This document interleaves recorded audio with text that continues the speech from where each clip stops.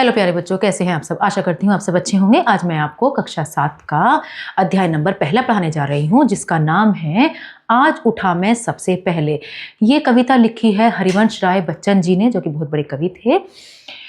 हरिवंश राय बच्चन जी के द्वारा लिखी एक कविता, जिसमें इसमें है, इसके बारे में सुबह सवेरे का वर्णन इसमें किया जा रहा है। सुबह सवेरे जब होता है तब कैसा माहौल होता है।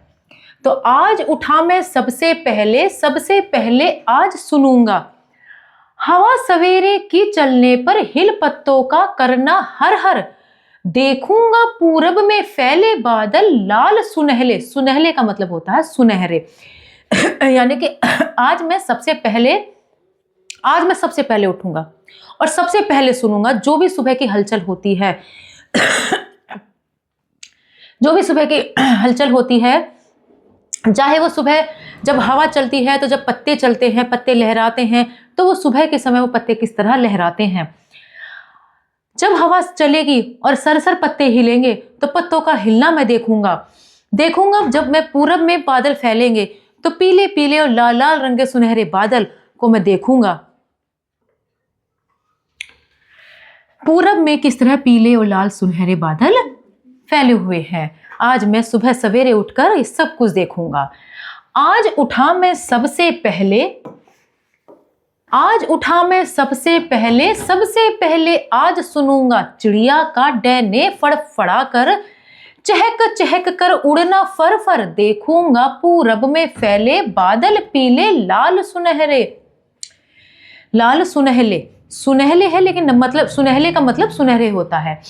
आज मैं सबसे पहले उठूंगा और आज मैं जितनी भी सुबह सुबह चिड़ियाओं की आवाज होती है वो सब आवाज मैं सुनूंगा।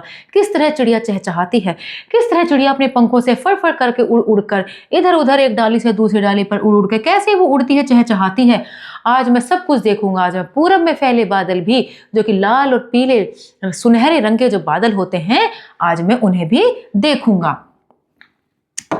आज उठा मैं सबसे पहले आज चुनूंगा, पौधे की डाली पर फूल खिले जो सुंदर सुंदर, देखूंगा पूरब में फैले बादल पीले लाल सुनहले।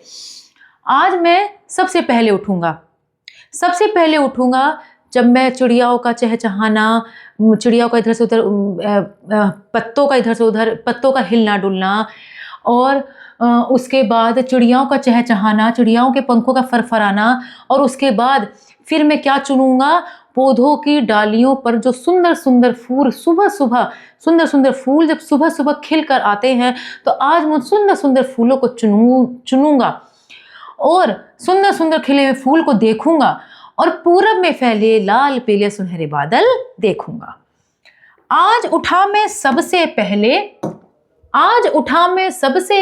सबसे कहता आज फिरूंगा, कैसे पत्ता डोला, कैसे कलियों ने मुंह खोला, कैसे पूरब ने फैलाए बादल पीले लाल सुनहले।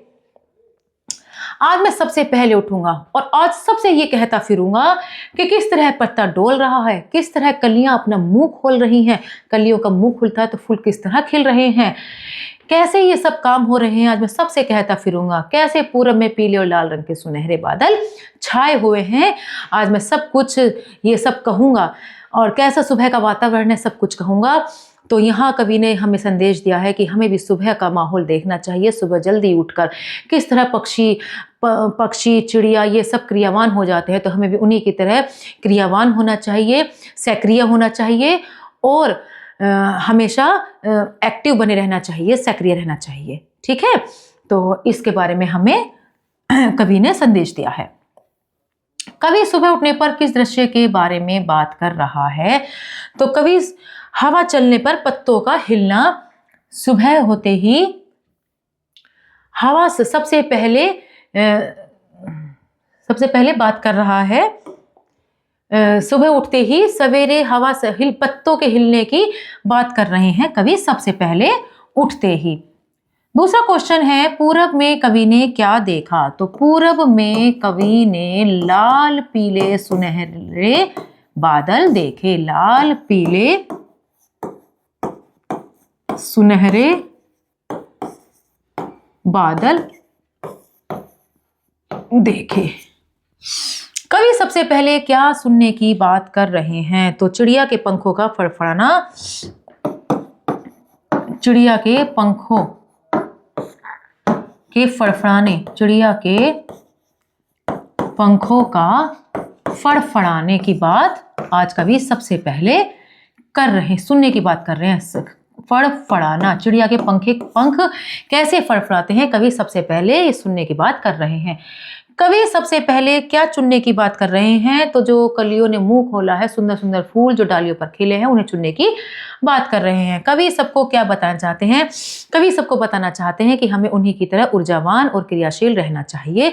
जैसे सुबह उठकर चिड़िया, पक्षी, पंख, पत्ते, फूल सब कुछ अपने सुबह उठते ही क्रियाशील हो जाते हैं, ऐसे हमें भी क्रियाशील हो जाना चाहिए। पराक्रम का उपसर्ग है परा। पराक्रम, परा इसका उपसर्ग है।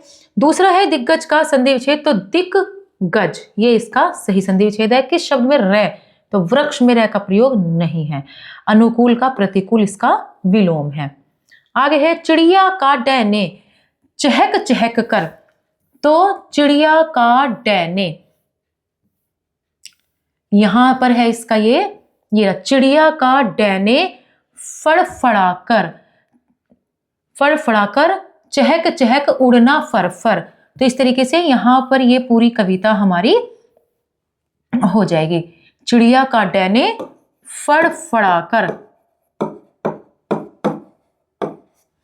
ठीक है। तो ऊपर से सारी कविता इस तरह से ये जो पंक्तियां हैं पूरी हो जाएंगी हमारी कविता से देखकर।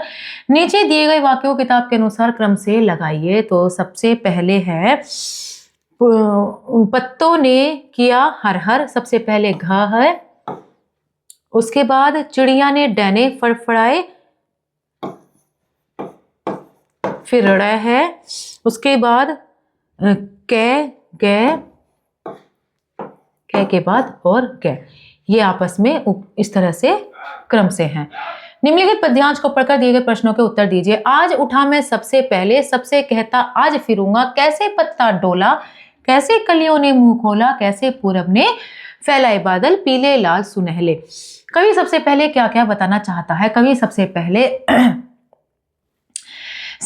पहले बताना चाहता है कि कैसे सुबह सुबह पत्ते डोलते हैं। तो सबसे पहले कवि बताना चाहता है कि कैसे पत्ते डोल रहे हैं, कैसे कलियों ने मुंह खोला है, और कैसे पूरब में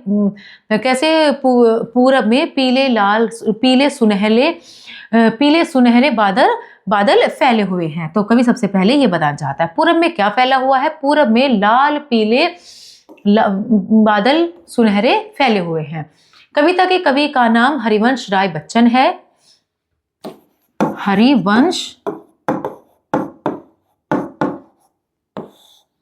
हरिवंश राय बच्चन कवि का हरिवंश राय बच्चन कवि का नाम है। दिए गए पद्यांश का भावार्थ अपने शब्दों में लिखिए। तो इसका पद्यांश मैं ऊपर ही बता चुकी हूँ। यहाँ पर कवि कहता है कि आज मैं सुबह सबसे पहले उठूंगा और सबसे पहले जो भी क्रियाएं होती हैं, प्राकृतिक क्रियाएं जितनी भी होती हैं, उन सब के बारे में मैं देखूंगा, सुनूंगा। जैसे कि सबसे पहले उठकर मैं आज देखूंगा कैसे पत्ते डोलते हैं, कैसे कलियां मुंह खोलती हैं सुबह सवेरे उठकर, कैसे कलियां भी अपना काम कर रही हैं, कैसे पूरब में पीले लाल सुनहरे बादल फैले हुए हैं। तो आज मैं ये सब देखूंगा और सभी को ये सीख भी दूंगा कि हमें भी इसी तरह से क्रियावान होना चाहिए। निम्नलिखित प्रश्नों के उत्तर लिखिए। कवि सवेरे उठकर क्या क्या महसूस कराना चाहता है? तो कवि सवेरे उठकर महसूस कराना चाहता है कि हमें भी सभी की तरह, जैसे चिड़िया सुबह उठकर चहचहाती है, अपने पंखों को फड़फड़ाती है, कलियां अपने मुंह को खोलती है, पत्ते हिलते डुलते हैं सुबह सुबह जब हवा वो चलती है, तो कवि इन सब का एहसास महसूस करना चाहता है सुबह सवेरे उठकर। प्रस्तुत कविता से आपको क्या प्रेरणा मिलती है? प्रस्तुत कविता से हमें यही प्रेरणा मिलती है कि हमें भी पक्षियों, पत्तों, कलियों और बादलों की तरह हमें भी सुबह उठकर अपने आप को इसी तरह काम में लगा लेना चाहिए और अपने आप को हर वक्त क्रियाशील बनाए रखना चाहिए। क्या आपको सुबह उठना अच्छा लगता है? क्यों? सुबह उठना सभी को अच्छा लगता है, हमें भी सुबह उठना बहुत अच्छा लगता है, क्योंकि जो सुबह का माहौल होता है वो फिर नहीं होता, क्योंकि क्योंकि जब प्रकृति पूरी तरीके से अपने रंग में डूबी हुई होती है, प्रकृति में जितने भी क्रियाकलाप होते हैं हम उन सभी को देख सकते हैं, तो इसलिए सुबह हमें बहुत ही अच्छी लगती है। कवि सुबह के जनजीवन के विषय में क्या बताना चाहते हैं? कवि सुबह के जनजीवन के विषय में बताना चाहते हैं कि सुबह उठते ही सभी पक्षी पत्तियां डोलती हैं, पत्तियां हवा के चलने पर हिलती डुलती हैं, कलियां अपना मुंह खोलती हैं और चिड़ियां अपने पंखों को फड़फड़ाकर इधर से उधर उड़ती हैं। तो कवि सुबह के जनजीवन के विषय में बताना चाहते हैं कि हमें भी इसी तरह अपने सुबह ही अपने काम को करना शुरू कर देना चाहिए। हवा, चिड़िया, फूल, कलियां, पत्ते हमें क्या क्या शिक्षा देती हैं? हवा, चिड़िया, फूल, कलियां, पत्ते हमें शिक्षा देती हैं कि जिस तरह सुबह उठते ही सारे काम करने शुरू हो जाते हैं, वो जो उनके काम है उन्हें वे समय से ही करना शुरू कर देती है, इसी तरह हमें भी अपने कामों को समय से ही, सुबह से ही करना शुरू कर देना चाहिए, जिससे कि हम अपने जीवन में क्रियाशील, ऊर्जावान बनकर अपने जीवन के लक्ष्य को पा सकें।